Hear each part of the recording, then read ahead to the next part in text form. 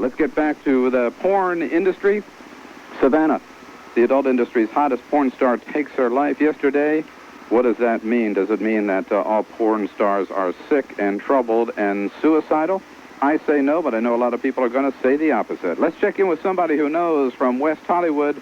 This is Mr. William Margold, who is actually quoted in this morning's New York Times or LA Times article.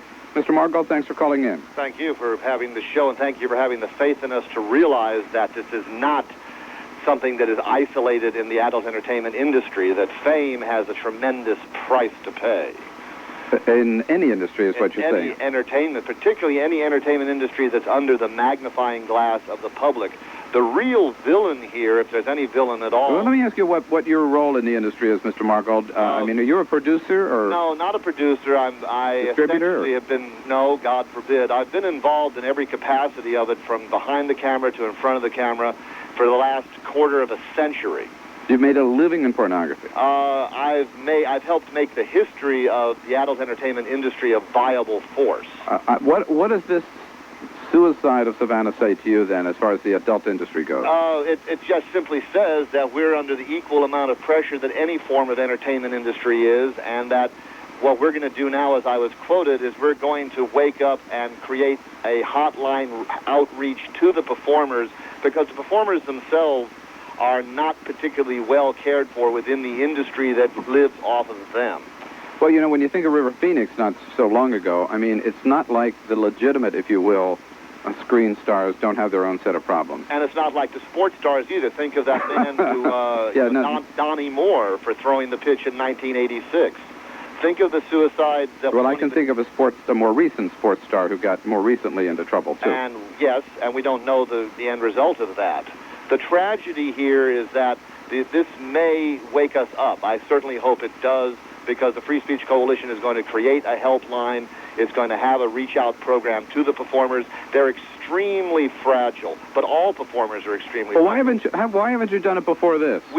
But again, we are a dichotomy within our own industry. There's a lot of hypocrisy from the public itself, and I think therein lies the greatest guilt, because while the public may indeed enjoy us, while they indeed may masturbate to us by the millions, they give us no respect. We're the Rodney Dangerfield of entertainment.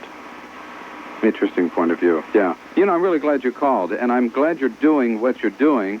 Too bad it took an incident like this maybe to wake up that you've got the people who are making a lot of money, right? I mean, these people are coming from nowhere. Suddenly they've got a lot of money, a lot of fame, and probably a lot of problems, stuff to deal with. Well, they need some help. It was pointed out to us that, again, it is entertainment. You're under the same magnifying glass.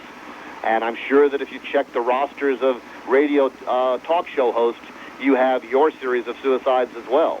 Think all the way back to Peter Finch on Network. Yes, although somehow I never thought of myself as a porn star. Although I have to tell you, Mr. Margold, I did find out that I was in one adult film, if you will. Good for you. Which one? Well, now wait a minute. Let me tell you the story first. I found out about this from a telephone operator, frankly, who took my call once and said, "Are you the guy that I saw in that porn?" This adult, if you will. I know you use the word adult entertainment. We like to use adult because porn doesn't exist anymore. And I'm trying to educate myself. And this adult video, my boyfriend and I rented the other night, and I'm very curious, and I asked her all about it, and it turns out there was this wild sex scene in his bedroom, and the television was on behind the bed, and guess who was on the television screen giving a very serious commentary? This is back in the days when I worked at Channel 7.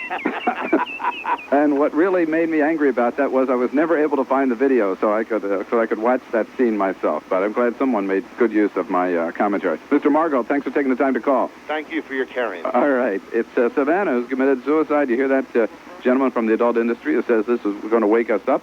Not that the industry is wrong, but that there's some people in the industry, like any other industry, who have problems. We got to take care of them. Is that your opinion? John in San